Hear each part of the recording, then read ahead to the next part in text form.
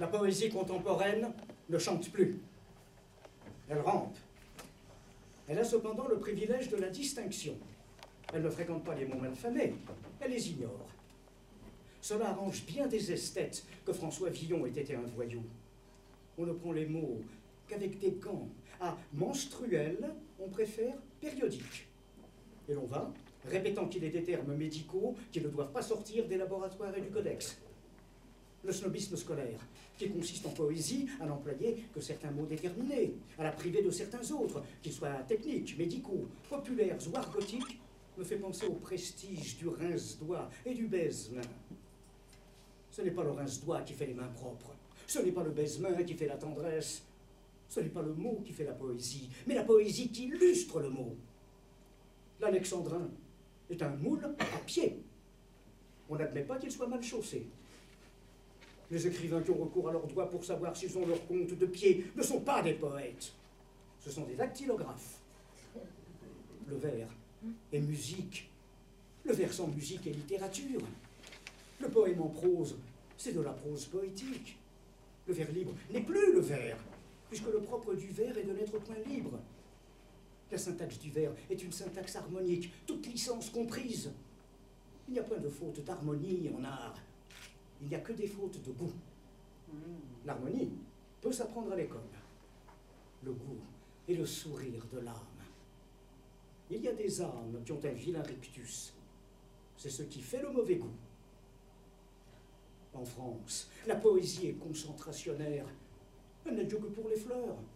Le contexte d'humus et de fermentation qui fait la vie n'est pas dans le texte. On a renié les ailes à l'albatros, en lui laissant juste ce qu'il faut de moignon pour s'ébattre dans la basse-cour littéraire. Le poète est devenu son propre réducteur d'ailes. Il n'y a plus rien à attendre du poète muselé, accroupi et content dans notre monde. Il n'y a plus rien à espérer de l'homme parqué, fiché et souriant à l'aventure du vedettariat. Le poète d'aujourd'hui doit être d'une caste, d'un parti ou du tout Paris. Le poète qui ne se soumet pas est un homme mutilé. Le poète n'a plus rien à dire. Il sait lui-même s'aborder depuis qu'il a soumis le vers français au diktat de l'hermétisme et de l'écriture dite automatique. L'écriture automatique ne donne pas le talent. La poésie est une clameur. Elle doit être entendue comme la musique. Toute poésie destinée à n'être que lue et enfermée dans sa typographie n'est pas finie. Elle ne prend son sexe qu'avec la corde vocale, tout comme le violon prend le sien avec l'archet qui le touche. Il faut que l'œil écoute le chant de l'imprimerie. L'embrigadement est un signe des temps, de notre temps. Les hommes qui pensent en rond ont les idées courbes. Les sociétés littéraires sont encore la société. La pensée mise en commun est une pensée commune. L'abstraction, voire l'arbitraire, a remplacé la sensibilité. L'art est anonyme et n'aspire qu'à se dépouiller de ses contacts charnels. L'art abstrait est une ordure magique où viennent picorer les amateurs de salons louches qui ne reconnaîtront jamais Van Gogh dans la rue. Car enfin, le divin Mozart n'est divin qu'en ce bicentenaire. Mozart est mort seul, accompagné à la fosse commune par un chien et des fantômes. Renoir avait les doigts crochus de rhumatisme. Beethoven était sourd. Ravel avait une tumeur qui lui suça d'un coup toute sa musique. Il fallut quêter pour enterrer Béla Bartok. Rutebeuf avait faim. Villon volait pour manger. Baudelaire eut de l'ancien souci de blanchisseuse. Tout le monde s'en fout. L'art n'est pas un bureau d'anthropométrie. La lumière ne se fait que sur les tombes. Nous vivons une époque épique qui a commencé avec la machine à vapeur et qui se termine par la désintégration de l'atome. L'énergie enfermée dans la formule relativiste nous donnera demain la salle de bain portative et une monnaie à piles qui relèguera l'or dans la mémoire des westerns. La poésie devra-t-elle s'alimenter aux accumulateurs nucléaires et mettre l'âme humaine et son désarroi dans un herbier? Le progrès, c'est la culture en pilule. Nous vivons une époque épique et nous n'avons plus rien d'épique. La musique se vend comme le savon à barbe. Pour que le désespoir même se vende, il ne reste qu'à en trouver la formule. Tout est prêt. Les capitaux, la publicité, la clientèle. Qui donc inventera le désespoir? Dans notre siècle, il faut être médiocre. C'est la seule chance qu'on ait de ne point gêner autrui. L'artiste est à descendre sans délai, comme un oiseau perdu le premier jour de la chasse. Il n'y a plus de chasse gardée. Tous les jours sont bons, aucune complaisance. La société se défend. Dès qu'une idée saine voit le jour, elle est aussitôt happée et mise en compote. Et son auteur est traité d'anarchiste. Divine anarchie, adorable anarchie, tu es la seule invention de l'homme, et sa solitude, et ce qui lui reste de liberté. Tu es l'avoine du poète. À vos plumes, poète, la poésie crie au secours. Avec nos avions qui dament le pion au soleil, avec nos magnétophones qui se souviennent de ces voix qui se sont tues, avec nos âmes en rade au milieu des rues, nous sommes au bord du vide, ficelés dans nos paquets de viande, à regarder passer les révolutions. Le seul droit qui reste à la poésie est de faire parler les pierres, frémir les drapeaux malades, s'accoupler les pensées secrètes. La violence est l'apanage du muscle. N'oubliez jamais que le rire n'est pas le propre de l'homme, mais qu'il est le propre de la société. L'homme seul ne rit pas. Il lui arrive quelquefois de pleurer. N'oubliez jamais que ce qu'il y a d'encombrant dans la morale, c'est que c'est toujours la morale des autres. Les plus beaux chants sont des chants de revendication. Le vers doit faire l'amour dans la tête des populations. À l'école de la poésie, on n'apprend pas. On se bat.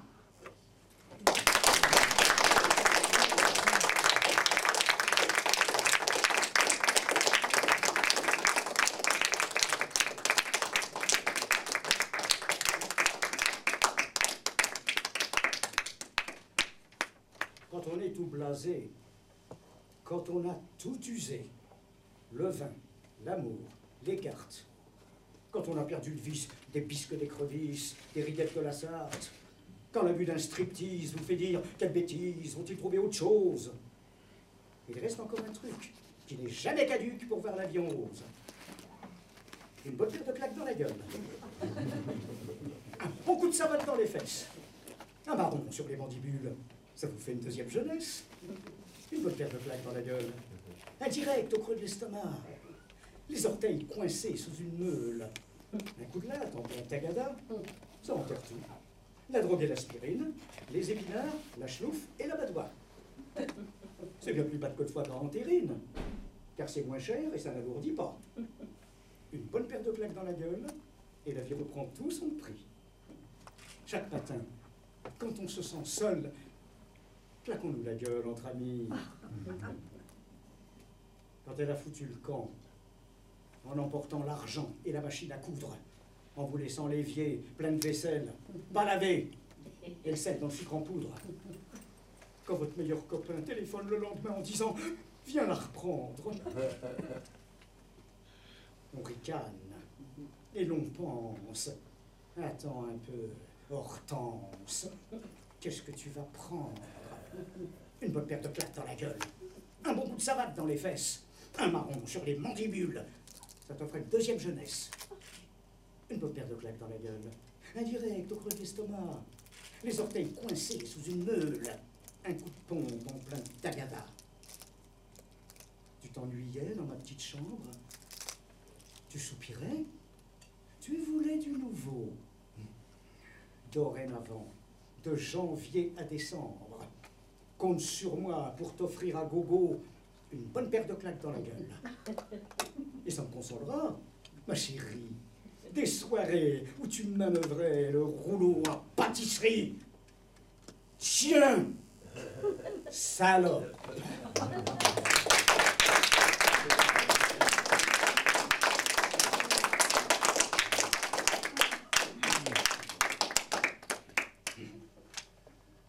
Avez-vous vu un homme à poil sortir soudain de la salle de bain, dégoulinant par tous les poils et la moustache pleine de chagrin? Avez-vous vu un homme bien laid, en train de manger des spaghettis, fourchette au poing, l'air abruti, de la sauce tomate sur son gilet? Quand ils sont beaux, ils sont idiots. Quand ils sont vieux, ils sont affreux. Quand ils sont grands, ils sont feignants. Quand ils sont petits, Ils sont méchants. Avez-vous vu un homme trop gros extraire ses jambes de son dodo, se masser le ventre et se gratter les tifs en regardant ses pieds, l'air pensif? Vous mariez pas, les filles. Vous mariez pas. Faites plutôt du cinéma. Restez plus seul chez votre papa. Devenez serveuse chez un bougnat. Élevez des singes, élevez des chats. Levez la patte à l'opéra. Vendez des boîtes de chocolat. Prenez le voile. Vous prenez pas. Dansez à poil pour les gagas. Soyez radeuse, avenue du Bois. Mais vous mariez pas, les filles. Vous mariez pas.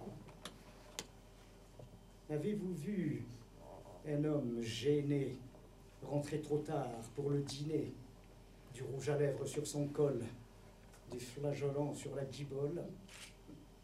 Avez-vous vu au cabaret un monsieur qui n'est plus très frais se frotter avec insistance sur une petite fleur d'innocence? Quand ils sont bêtes, ils vous embêtent. Quand ils sont forts, ils font du sport. Quand ils sont riches, ils gardent l'artiche. Quand ils sont durs, ils vous torturent.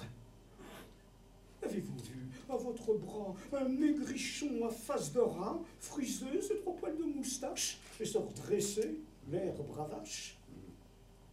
Vous mariez pas, les filles. Vous mariez pas. Mettez vos robes de gala. Allez danser à l'Olympia.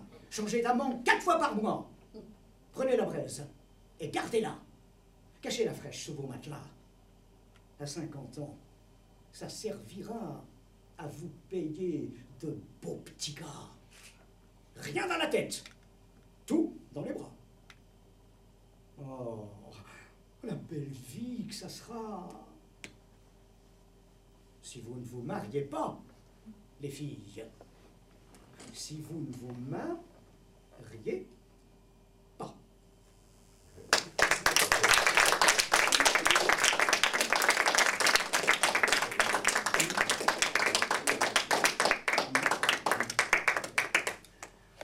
Ma sœur avait un cul quasiment historique. Même les vieux du quartier n'avaient jamais vu mieux. Il était insolent, il était poétique.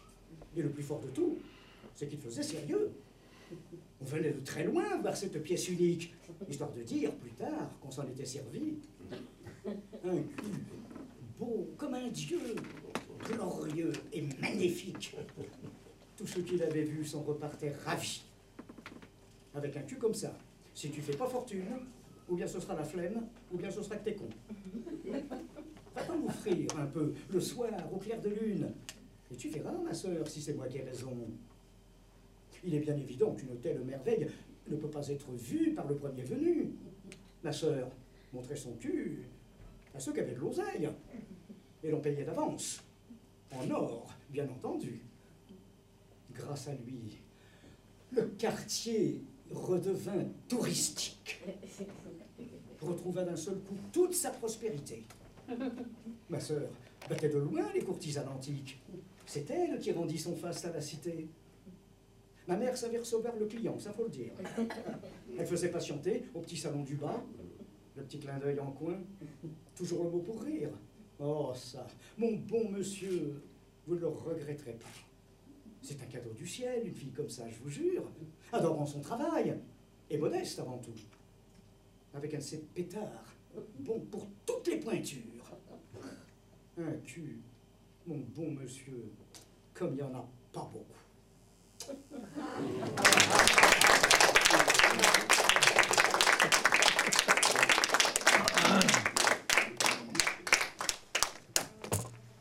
Couronné d'étincelles, un marchand de pierre à briquet élève la voix le soir dans les couloirs de la station Javel. Et ces grands écarts de langage déplaisent à la plupart des gens. Mais la brûlure de son regard les rappelle à de bons sentiments. « Soyez polis !» crie l'homme. « Soyez polis avec les aliments. Soyez polis avec les éléments, avec les éléphants. Soyez polis avec les femmes et avec les enfants. Soyez polis avec les gars du bâtiment. Soyez polis avec le monde vivant. Il faut aussi être très poli avec la terre et avec le soleil.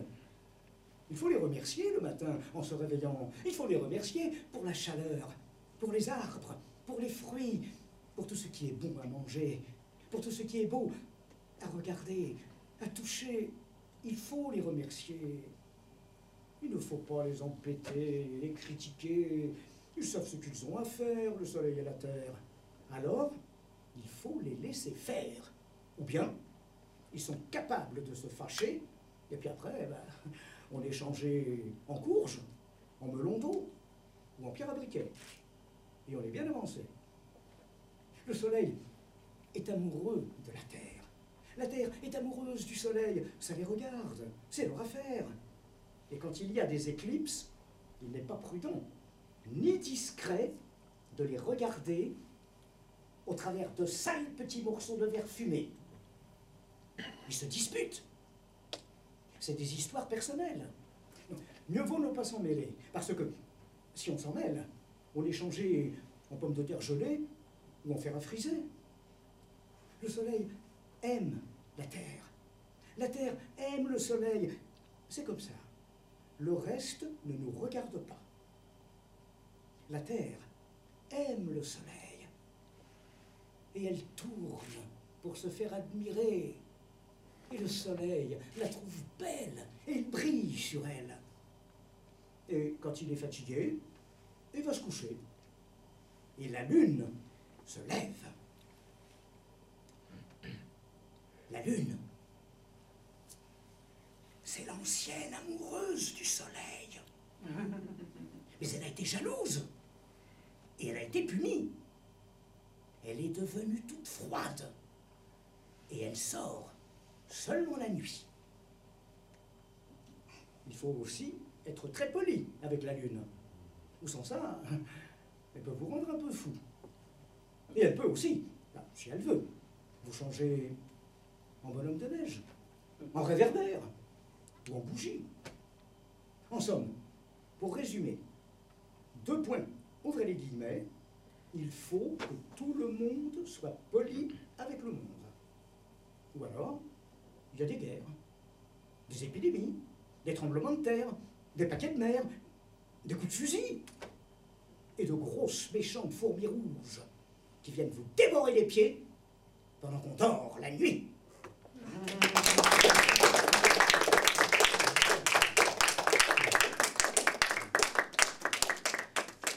J'avais oublié un poème de Bernard Dimet qui devait suivre le cul de ma sœur. Le voici. Les folles. Si tu m'avais connue quand j'étais jeune et belle, il y a seulement 5-6 ans, t'aurais sauté en l'air. Je peux dire que je fauchais mon oseille à la pelle. L'amour, c'est un pactole, mais il faut savoir le faire. J'ai fait mes premiers pas dans l'île de la Cité. J'avais dans les 13 ans. Je ne connaissais personne. La chance m'a fait croiser le cocu d'une baronne, et ce qui l'a flingué, c'est la féminité. À 17 ans, j'avais 4 amants, 5 voitures. Pour me faire du pognon, j'avais qu'à lever les cils. Mais ce qu'il faut trouver, c'est des liaisons qui durent. Après, ça va tout seul. On a la vie facile. J'étais connu partout. J'étais le roi des plages. Tu peux même pas te rendre compte, comme j'étais beau tout nu. Maintenant, je fais boudiner. Qu'est-ce que tu veux, c'est l'âge. Ah, t'aurais pas résisté si tu m'avais connu. Au fond, c'est la patrie qui a brisé ma carrière. J'étais avec un vieux milliardaire à Capri. Je me suis retrouvé sans un. 18 mois militaire, avec des gens vulgaires. C'était pas le même esprit. Quand je suis arrivé le soir à la chambrée, me faire beaucoup d'amis, moi, je demandais pas mieux. Ils m'ont traité de tout. J'en étais bouleversé. Tout ça parce que j'avais du rimel sur les yeux. Tu sais, j'ai toujours eu l'épiderme fragile. Faut que je mette de la crème, sinon je suis fripé. Fallait que je le fasse en douce. Ils me laissaient pas tranquille. Un soir, j'en pouvais plus. Je les aurais bien griffés.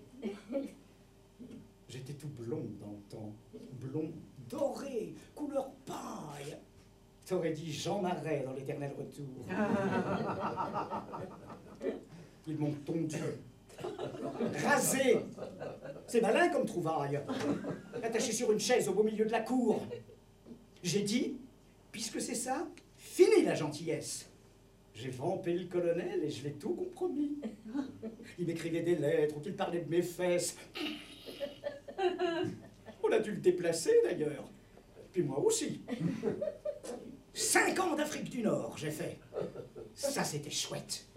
D'abord, à la Légion. Ensuite, à la Casbah. Je dansais dans un clandé. On m'appelait Mistinguette. Si j'avais tout le pognon que j'ai gagné là-bas. Seulement, c'était trop beau. Trop beau pour que ça dure. J'ai dû quitter tout ça, rapport aux événements. Et puis voilà, je suis chez Madame Arthur. Bien sûr, c'est pas le Pérou, mais je vis correctement. Mais tu vois, ce qui m'ennuie, c'est que ça soit à Pigalle.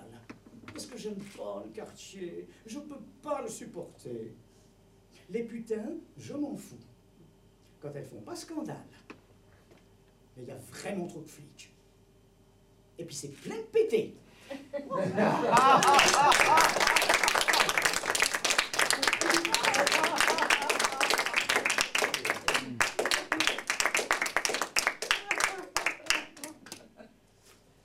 Le petit commerce. J'ai vendu du mouron, mais ça n'a pas marché. J'ai vendu des cravates. Les gens étaient fauchés. J'ai vendu des ciseaux et des lames de rasoir, des peignes en corroso, des limes et des hachoirs. J'ai essayé les fraises. J'ai tâté du muguet. J'ai rembaillé des chaises, réparé des bidets. Je tirais ma charrette sur le mauvais pavé. J'allais perdre la tête. Mais j'ai enfin trouvé. Je roule en Cadillac dans les rues de Paris depuis que j'ai compris la vie. J'ai un petit hôtel, 3 domestiques et un chauffeur, et les flics me saluent comme un des leurs. Je vends des canons, des courts et des longs, des grands et des petits. J'en ai à tous les prix. Il y a toujours amateurs pour ces délicats instruments. Je suis marchand de canons. Venez me voir. Pour vos enfants, canons à vendre. Avec votre ferraille, on forge ces engins qui foutront la pagaille parmi ceux du voisin. Ça donne de l'ouvrage à tous les ouvriers et chacun envisage de fonder un foyer. Pour se faire des finances, on fabrique des lardons. On touche l'assurance et les allocations. Ça n'a pas d'importance, car lorsqu'ils seront grands, ils iront en cadence, crever, pour quelques francs. Je vendais des canons dans les rues de la terre, mais mon commerce a trop marché. J'ai fait faire des affaires à tous les fabricants de cimetières, mais moi, maintenant, je me retrouve à pied. Tous mes bons clients sont morts en chantant, et seul dans la vie. Je vais, sans souci, au coin des vieilles rues, le cœur content, le pied léger. Je danse la carmagnole. Il n'y a plus personne sur le pavé. Canon en solde. Canon en solde.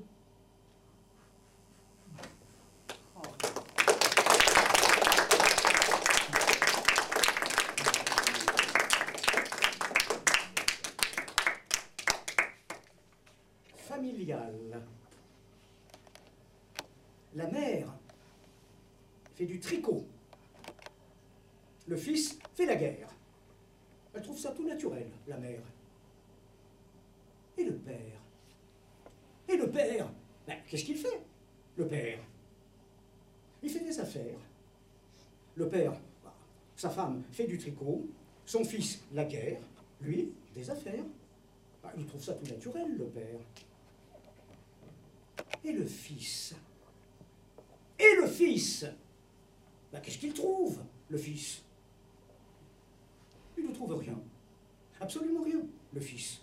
Le fils, sa mère fait du tricot, son père des affaires, lui, la guerre. Quand il aura fini la guerre, il fera des affaires avec son père. La vie continue. La mère continue, elle tricote. Le père continue, il fait des affaires. Le fils est tué. Il ne continue plus. Le père et la mère vont au cimetière. Ils trouvent ça naturel, le père et la mère. La vie continue. La vie, avec le tricot, la guerre, les affaires, la guerre, le tricot, la guerre, les affaires et les affaires. La vie, avec le cimetière.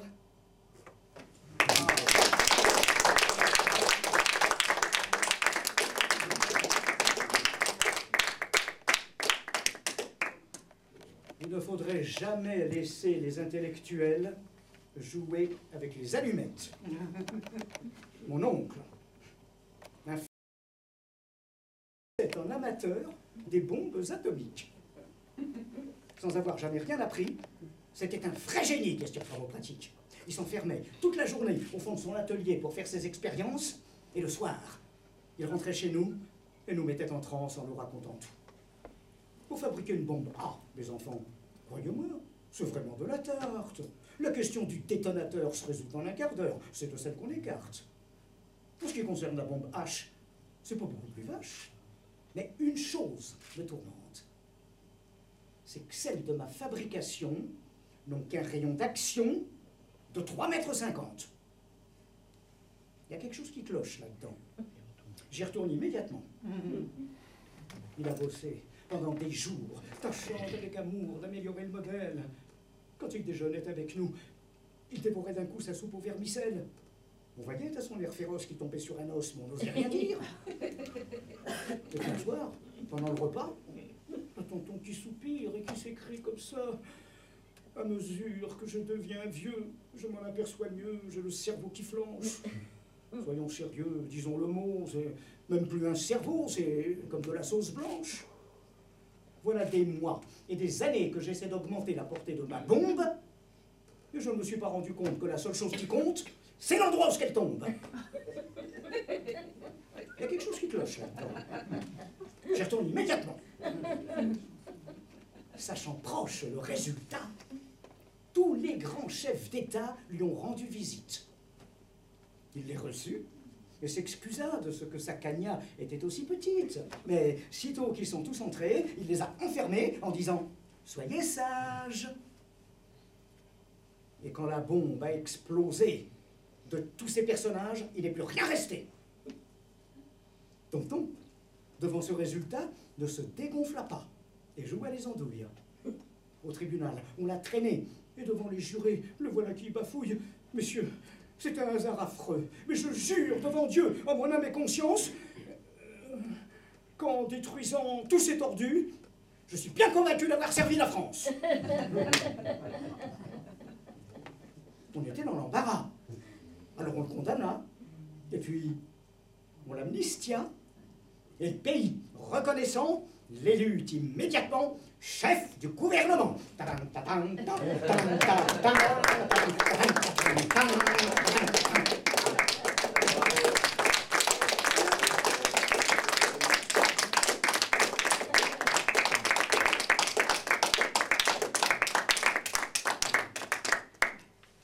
Le poème suivant de Boris Vian est précédé volontairement d'une pensée d'Albert Einstein.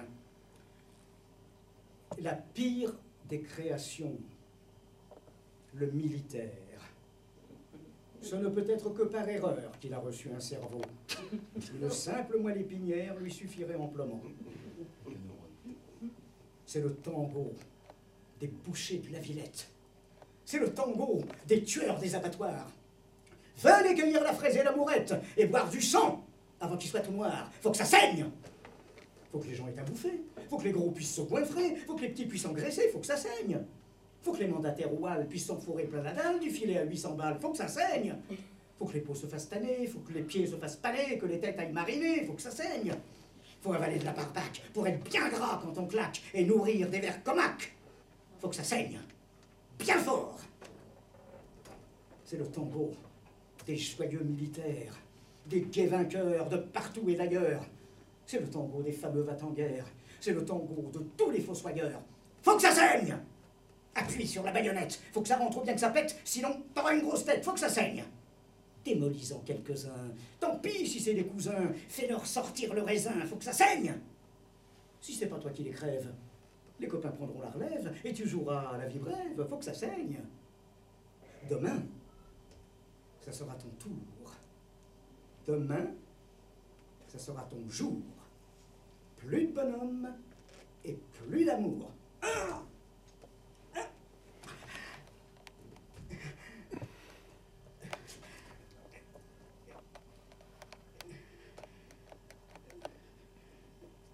Tiens, voilà du boudin. Voilà du boudin.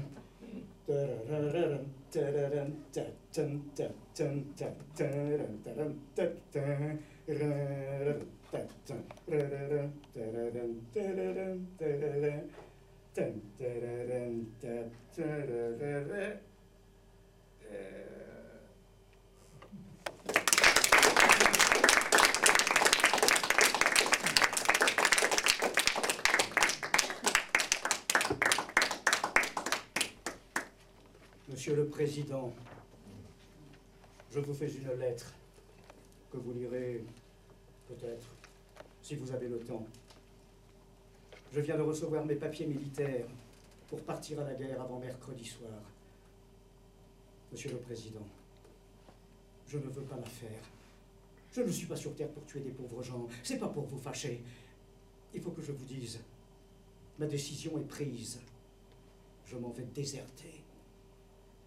Depuis que je suis né, j'ai vu mourir mon père, j'ai vu partir mes frères et pleurer mes enfants.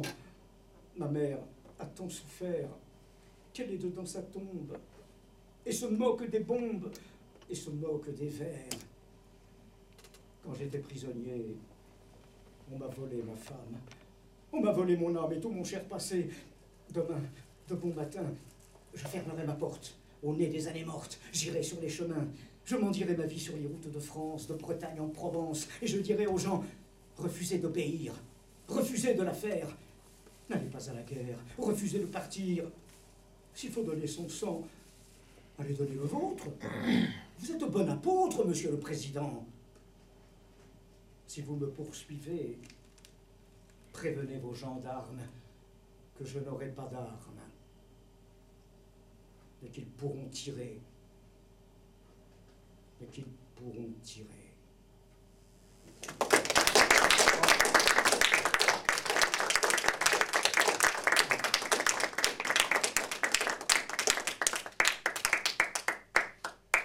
Il a dévalé la colline.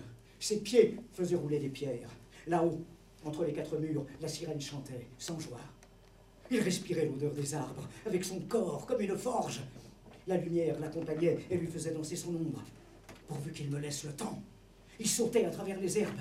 Il accueillit 2 feuilles jaunes, gorgées de sève et de soleil.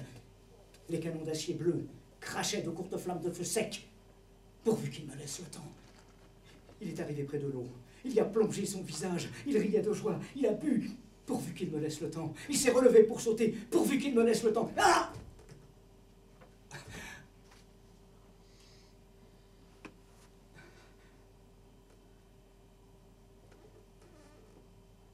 Une abeille de cuivre chaud l'a foudroyé sur l'autre rive.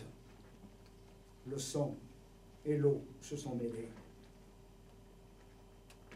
Il avait eu le temps de voir, le temps de boire à ce ruisseau, le temps de porter à sa bouche 2 feuilles gorgées de soleil, le temps de rire aux assassins, le temps d'atteindre l'autre rive, le temps de courir vers la femme. Il avait eu le temps de vivre.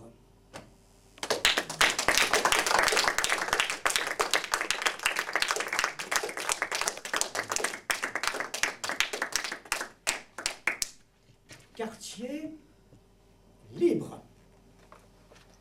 J'ai mis mon képi dans la cage. Et je suis sorti avec l'oiseau sur la tête. Alors, on ne salue plus, a dit le commandant. a répondu l'oiseau. Ah bon? Bah, excusez-moi, je croyais qu'on saluait, a dit le commandant. Vous êtes tout excusés. Tout le monde peut se tromper, a dit l'oiseau.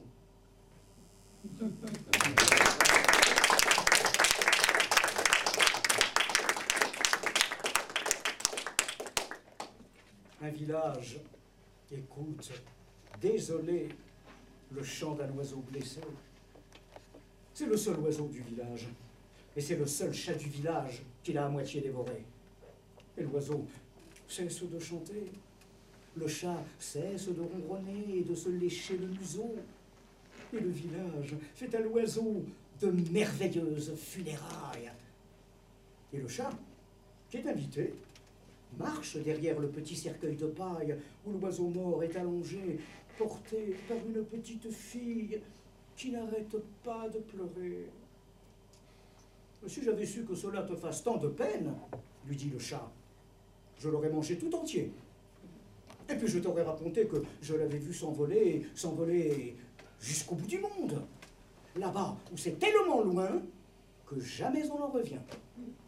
Tu aurais eu moins de chagrin, simplement de la tristesse et des regrets. Moralité, il ne faut jamais faire les choses à moitié.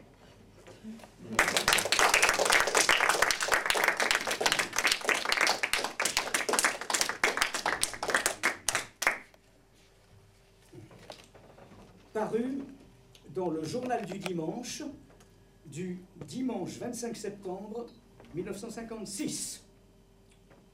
Le dimanche en l'an 2000.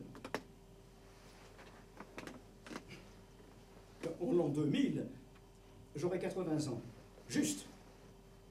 Je serai bien vieux. En général, je travaille le dimanche. J'espère bien que je ne travaillerai plus. Il y aura, à cette époque, de meilleurs postes de radio, de meilleurs postes de télévision.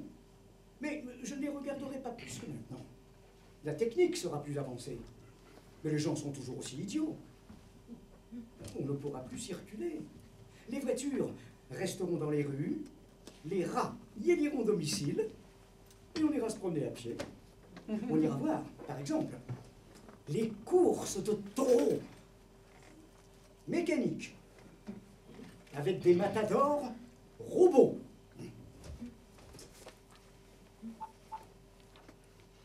D'ailleurs, on pourrait y envoyer le robot de service, ce qui évitera de se déranger. Ce sera alors le repos complet. Il faut dire qu'il y aura beaucoup plus d'asiles. Tous les dimanches, on ira voir un parent ou un ami à l'asile, à moins qu'on y soit soi-même. Auquel cas, on attendra à son tour les visites dominicales. Pendant ce temps, il y aura des gens qui vivront à la campagne, avec les vaches, les poulets, la rivière. Des gens qui joueront de l'accordéon et s'amuseront localement à saigner le cochon ou à vendanger. Mais ceux-là seront bien tranquilles le dimanche. Personne ne viendra les déranger, car plus aucune route ne passera par un village en l'an 2000.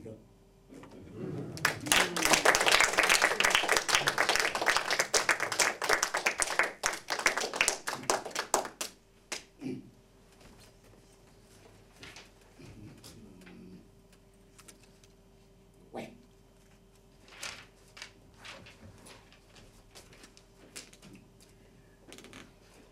Si tu t'imagines, fillette, si tu t'imagines que ça va durer toujours, la saison des amours, ce que tu te gourres, fillette, ce que tu te gourres. Si tu crois, petite, si tu crois que ton teint de rose, ta taille de guêpe, tes mignons biceps, tes ongles d'émail, ta cuisse de nymphe et ton pied léger, si tu crois, petite, que ça va durer toujours, ce que tu te gourres, fillette, ce que tu te gourres, les beaux jours s'en vont, les beaux jours de fête, soleils et planètes tournent tous en rond, mais toi, ma petite, tu marches tout droit Parce que tu vois pas, très sournois, s'approche la ride véloce, la pesante graisse, le menton triplé, le muscle avaché. Allons, cueille, cueille les roses, roses de la vie, roses de la vie, et que leurs pétales soient la mère étale de tous les bonheurs, de tous les bonheurs. Allons, cueille, cueille. Si tu ne le fais pas, ce que tu te gourres, fillette, fillette, ce que tu te gourres.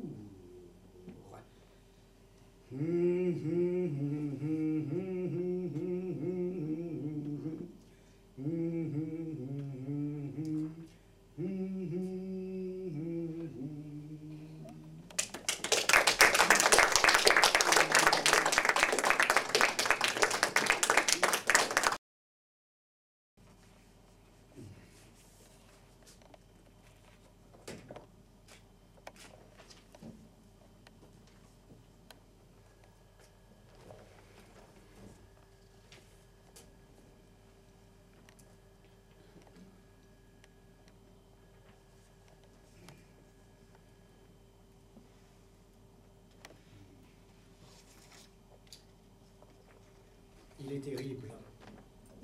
Le petit bruit de l'œuf dur cassé sur un comptoir d'étain.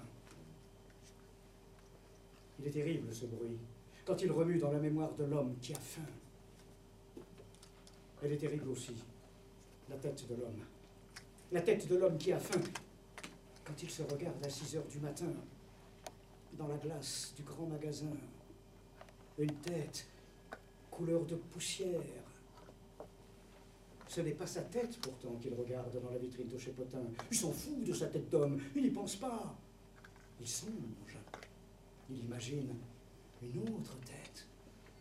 Une tête de veau, par exemple, avec une sauce de vinaigre. Ou une tête de n'importe quoi qui se mange. Et il remue doucement la mâchoire. Doucement. Et il grince des dents. Doucement.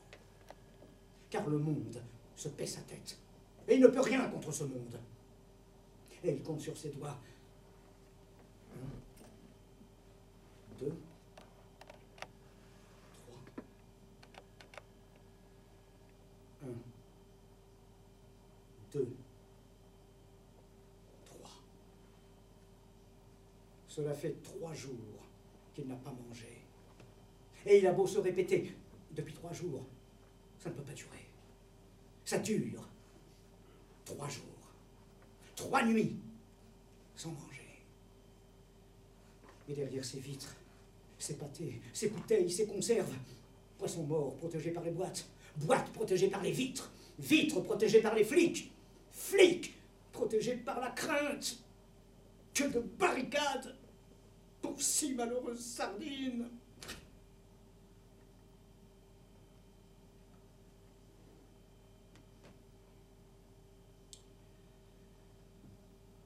Un peu plus loin, le bistrot. Café crème et croissant chaud. L'homme titube. Et dans l'intérieur de sa tête, un brouillard de mots. Un brouillard de mots. Sardines à manger, œufs durs, café crème, café arrosé de rhum, café crème, café... Crime. Arrosé de sang. Un homme très estimé dans son quartier a été égorgé en plein jour. L'assassin, le vagabond, lui a volé 2 francs, soit un café arrosé, 0 francs 70, 2 tartines beurrées et 25 centimes pour le pourboire du garçon. Il est terrible, le petit bruit de l'œuf dur cassé sur un comptoir d'étain. Il est terrible ce bruit, quand il remue dans la mémoire de l'homme qui a faim.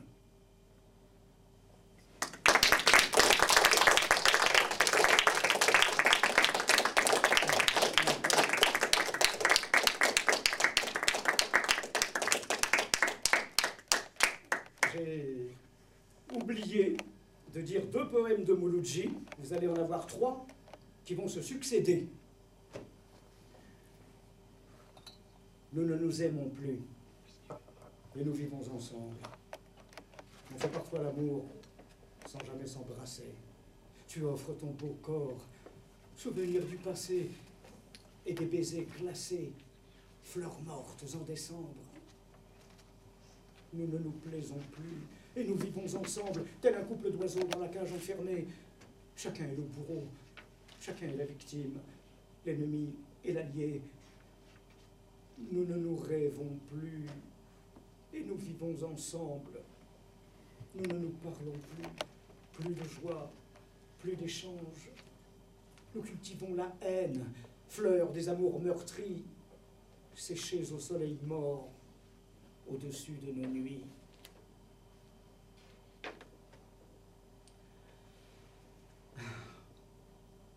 Mais non, la vie commence à 50 ans. C'est le temps où la vie commence. Enfin, le temps de la raison. C'est le temps où le cœur balance entre 2 infarctus, maison. C'est le temps où l'on a 20 ans, de plus, chaque matin. Et pourtant, ce qu'on fait jeune, c'est étonnant à ce que disent les bonnes gens. C'est le temps où les 50 ans font de nous un piège à pognon pour ces créatures de rêve qui nous font passer pour des cons. C'est le temps où l'on prend son temps, où les filles offrent leurs 20 ans. Le temps où elles nous font confiance et nous font les poches en même temps. C'est le temps où de temps en temps nous prend une sorte de vertige. C'est pas de la peur. Pire que ça. C'est pas de la mort, mais ça viendra. C'est le temps mou, le temps du slow, soit vieux minet, soit dégagé. Le temps de préparer la malle, c'est la belle pour l'éternité. C'est le temps où vient le naufrage, le temps glissant comme un tango, le temps entre poire et mirage, le temps où on l'a dans le dos. C'est le temps, c'est l'âge des cures, mi-ange, mi-démon, mi-flappy. C'est le temps où l'on devient dur, dans les affaires, mais pas au lit. C'est le temps où la vie commence, enfin le temps de la raison, c'est le temps où le cœur balance entre 2 infarctus, maison.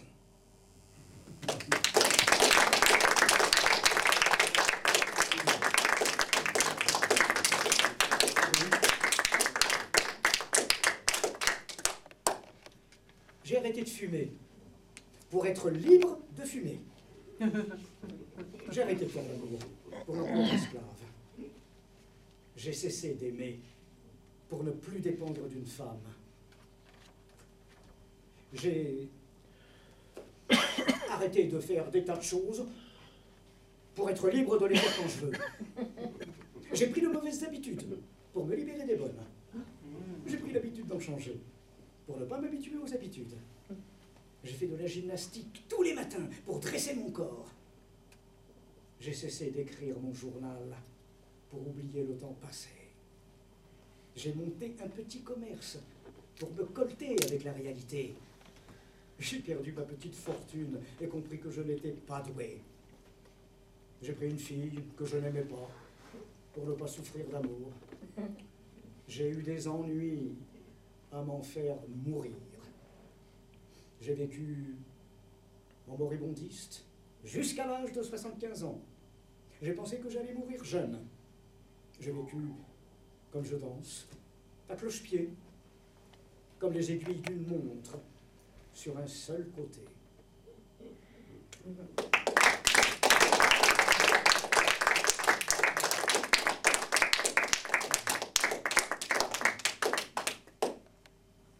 On a toujours le temps, mon amour.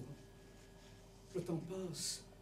On a toujours le temps de mourir pour un mot d'amour. qui flotte à l'heure où tout se casse. Un mot qui sort tout droit de l'Almanach Vermeau. On a toujours le temps de passer la frontière, aux risques et périls de celui qu'on était.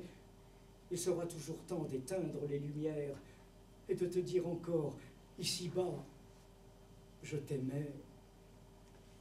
On a toujours le temps, mon amour, quoi qu'on fasse, on a toujours le temps de mourir pour un rien, après avoir surpris brusquement dans la glace un regard qui déjà ne regardait plus rien.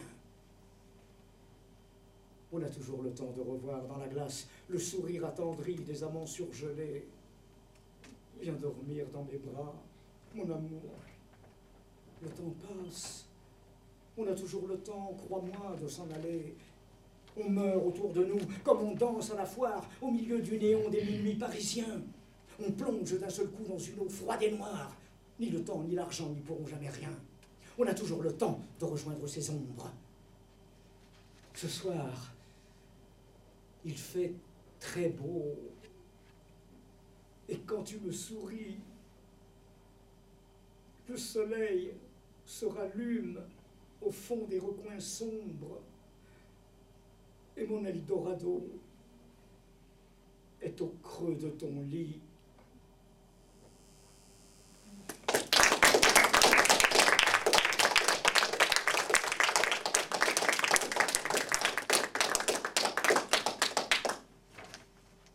La vie, c'est comme une dent. D'abord, on n'y a pas pensé. On s'est contenté de mâcher. Et puis ça se gâte, soudain. Ça vous fait mal. Et on la soigne. Et on y tient. Et les soucis. Et pour qu'on soit vraiment guéri, il faut vous l'arracher. La vie.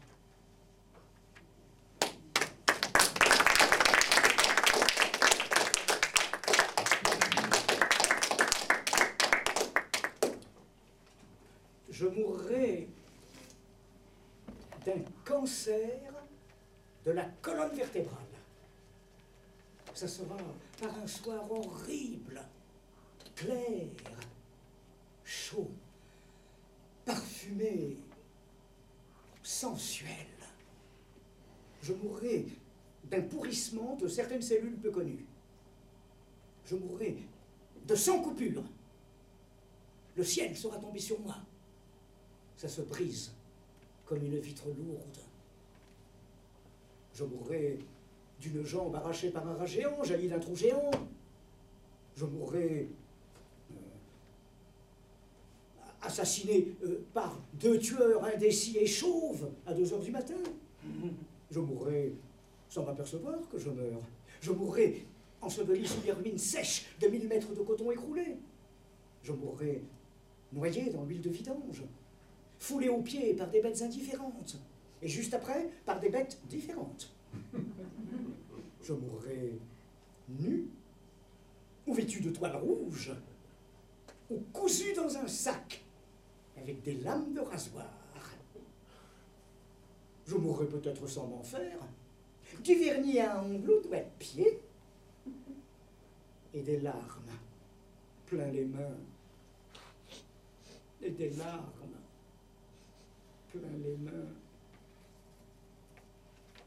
Je mourrai quand on décollera mes paupières sous un soleil enragé, quand on me dira lentement des méchancetés à l'oreille. Je mourrai de voir torturer des enfants et des hommes étonnés et blêmes. Je mourrai rongé vivant par des vers. Je mourrai les mains attachées sous une cascade. Je mourrai brûlé dans un incendie triste. Je mourrai un peu, beaucoup, sans passion, mais avec intérêt. Et puis, quand tout sera fini, je mourrai.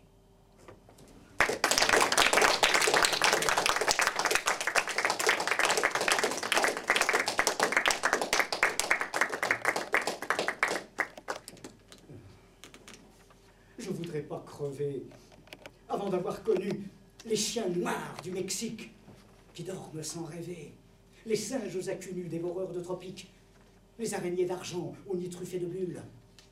Je voudrais pas crever sans savoir si la lune, sous ses faux airs de thune, a un côté pointu, si le soleil est froid, si les 4 saisons ne sont vraiment que 4, sans avoir essayé de porter une robe sur les grands boulevards, sans avoir regardé dans un regard dégoût, sans avoir mis mon zob dans des coins bizarres. Je voudrais pas finir sans connaître la lèpre ou les 7 maladies qu'on attrape là-bas. Le bon ni le mauvais ne me ferait de peine. Si, je savais que j'en aurais des traînes. Et il y a aussi tout ce que je connais, tout ce que j'apprécie, que je sais qui me plaît. Le fond vert de la mer où valsent les brins d'algues sous le sable ondulé, l'herbe grillée de juin, la terre qui craquelle, l'odeur des conifères, et les baisers de sel, que ceci, que cela, la belle que voilà, mon ourson, l'Ursula. Je voudrais pas crever avant d'avoir usé sa bouche avec ma bouche, son corps avec mes mains, le reste avec mes yeux. J'en dis pas plus, il faut bien rester révérencieux. Je voudrais pas mourir sans qu'on ait inventé les roses éternelles, la journée de 2 heures, la mer à la montagne à la mer, la fin de la douleur, les journaux en couleur, tous les enfants contents, et tant de trucs encore qui dorment dans les crânes des géniaux ingénieurs, des jardiniers joviaux, des soucieux socialistes, des urbains urbanistes et des pensifs penseurs. Tant de choses à voir et à s'entendre. Tant de temps à attendre, à chercher dans le noir. Et moi, je vois la faim qui grouille et qui s'amène avec sa gueule moche et qui m'ouvre ses bras de grenouille pancroche. Non, monsieur, non, madame, avant d'avoir tâté le goût qui me tourmente, le goût qui est le plus fort, je voudrais pas crever avant d'avoir goûté la saveur de la mort.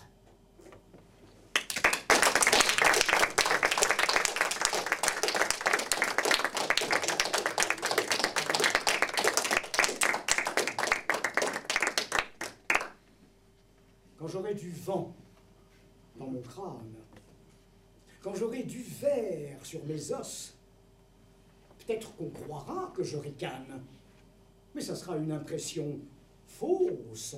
Car il me manquera mon élément plastique. Plastique utique qu'auront bouffé les rats. Ma paire de bidules, mes mollets, mes rotules, mes cuisses et mon cul sur quoi je m'asseyois, mes cheveux, mes fistules, mes jolis yeux cérules, mes couvre-mandibules dont je vous pour les choix, mon nez considérable, mon cœur, mon foie, mon rable, tous ces riens admirables qui m'ont fait apprécier des ducs et des duchesses, des papes et des papesses, des abbés, des ânesses, et des gens du métier. Et puis, je n'aurai plus ce phosphore un peu mou, cerveau, qui me servit à me prévoir sans vie, les os tout verts, le crâne venteux. Ah, comme j'ai mal de devenir vieux.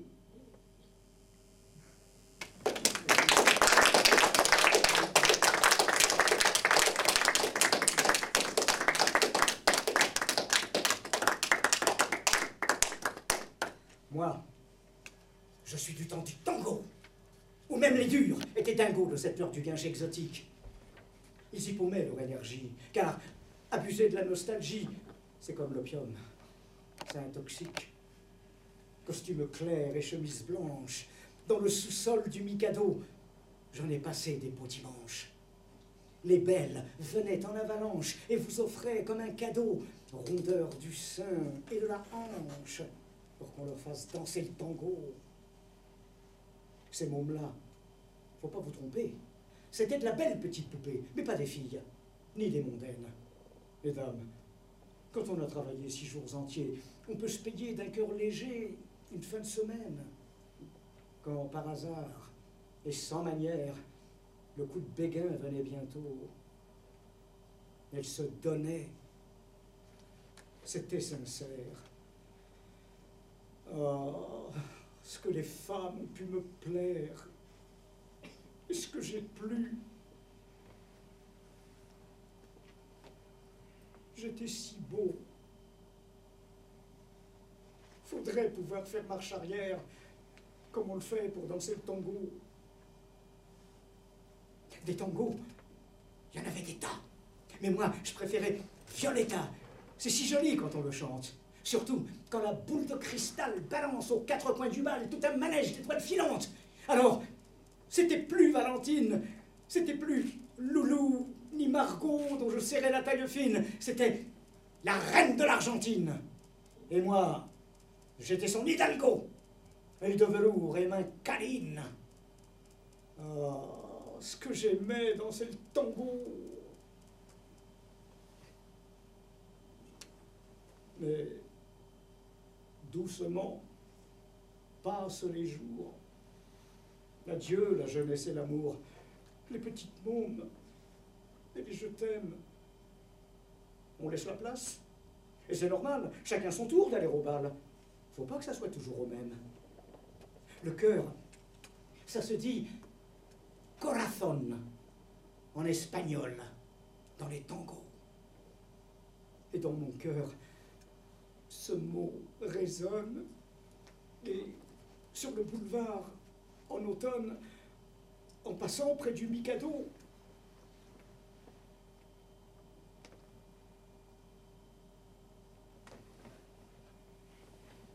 je ne m'arrête plus,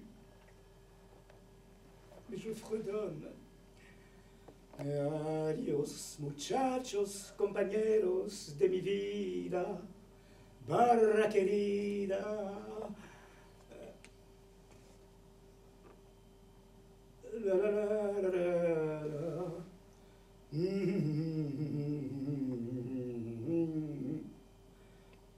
Mi cuerpo enfermo no resiste más.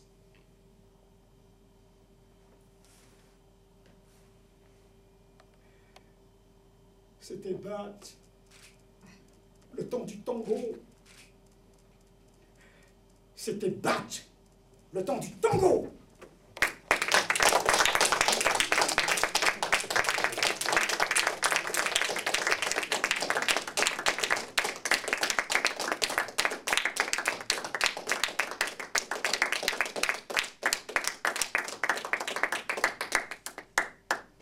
En hommage à ce poème de Jean-Roger Caussimon, et puis aussi à Léo Ferré qui a fait une très jolie musique dessus, j'ai dédié un poème qui donne d'ailleurs le titre à mon recueil, Né de tango inconnu.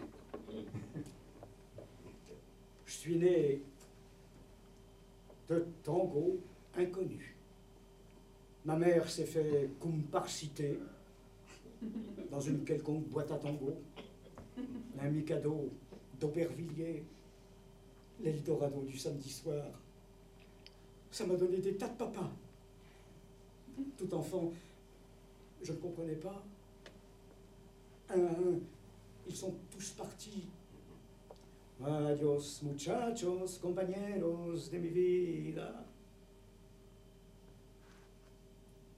Maman m'a quitté à son tour, me laissant seul, vieil orphelin, privé de tout état civil. Plus de nom, ni de numéro. Il y en a qui échappent aux statistiques. Tout juste un sigle mordoré, entortillé de fils barbelés. L'étoile jaune de mes cauchemars et mes souvenirs fureurisés. Une longue dérive artistique, au succès remis à demain, au naufrage de mes amours, cœur d'artichaut privé de ses feuilles, au désert blanc de mes draps vides, au regard lourd, à la ride sèche. à mon corps fourbu qui rechigne aux lendemains hypothétiques. Les tangos de Carlos Gardel me font venir les larmes aux yeux quand je revois ton sourire là, maman chérie, qui me donna tout le superflu que tu n'avais pas. Suis-je déjà mort sans le savoir? Canard sans tête sur sa lancée, en dernière course frénétique? Je suis né de tango inconnu. Mais tu avais raison, maman. C'est si beau, la comparsita. Tararam, tam, tam, tam. Tararararam, tam, tam, tam. Tararararam, tam.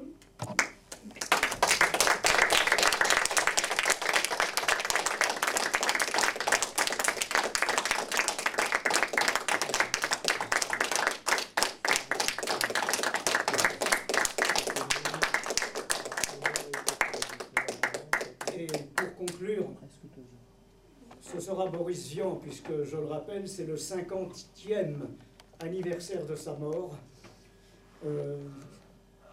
Il n'est mort qu'à 39 ans, le 23 juin 1959. Conseils à un ami. Ami, tu veux devenir poète? Ne fais surtout pas l'imbécile. N'écris pas des chansons trop bêtes, même si les gourdes aiment ça. N'aimez pas l'accessoire idiot ou le sombrero du Mexique. N'aimez pas le parfum brûlant ou le cormoran exotique. Mais des fleurs et quelques baisers tendrement posés sur ses lèvres. Mets des notes en jolis bouquets et puis chante-les dans ton cœur. Ami, tu veux devenir poète? N'essaie surtout pas d'être riche. Tu feras de petits bijoux que l'on te paiera 25 sous. L'éditeur va te proposer de te prostituer sans vergogne. L'interprète va te discuter et va suggérer que tu rognes. Tu riras de ce qu'on dira et tu garderas dans ta tête ce refrain toujours inconnu que tu siffleras dans la rue.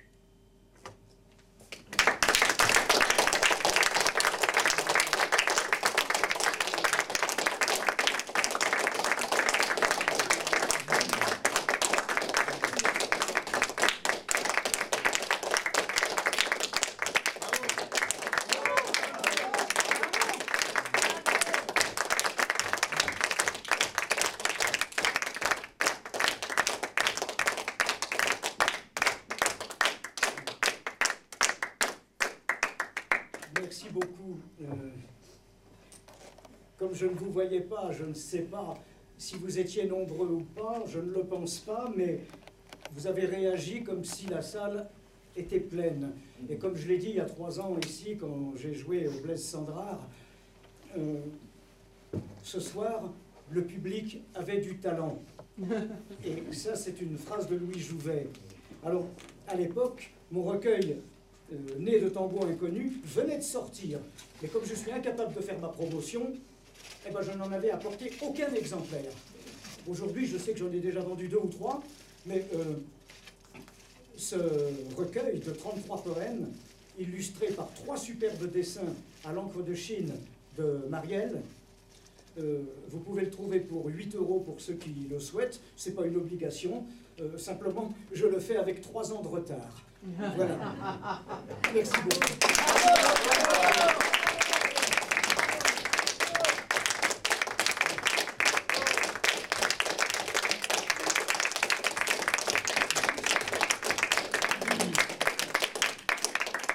Je voudrais juste ajouter un petit détail quand les gens sont avec vous. Bon, c'est Marielle qui a souhaité que je passe et nous avons comme ça une relation privilégiée depuis de longues années.